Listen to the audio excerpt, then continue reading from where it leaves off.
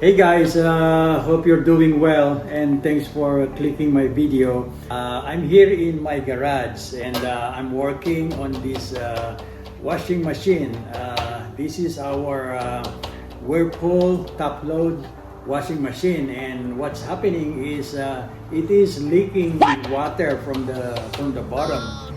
So what I actually wanted to share you is kind of like giving you a tip that not all leaks in the washing machines are a big problem.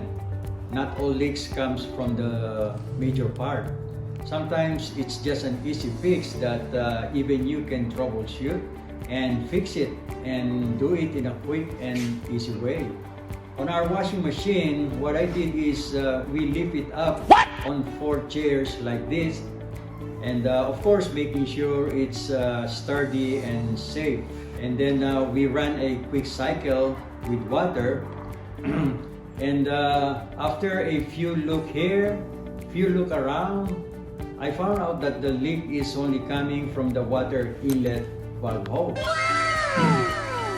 So probably this hose is too old already and got deteriorated and damaged. See, it has a hole here in this area. See, you see this hole? Yeah, so there's a hole here in this area. So the leak is only coming from this hole.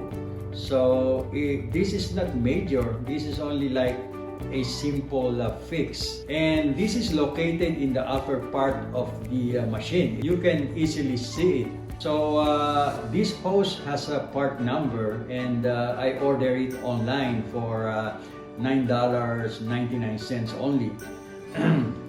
And for only that amount, I was able to fix our leaking washing machine. So when you have a washing machine leaking water from the bottom, don't decide to buy a brand new washing machine right away.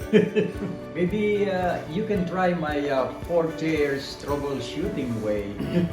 And that's it, and thank you guys for watching my video, and hope you find it a little helpful, and have a good day. Bye.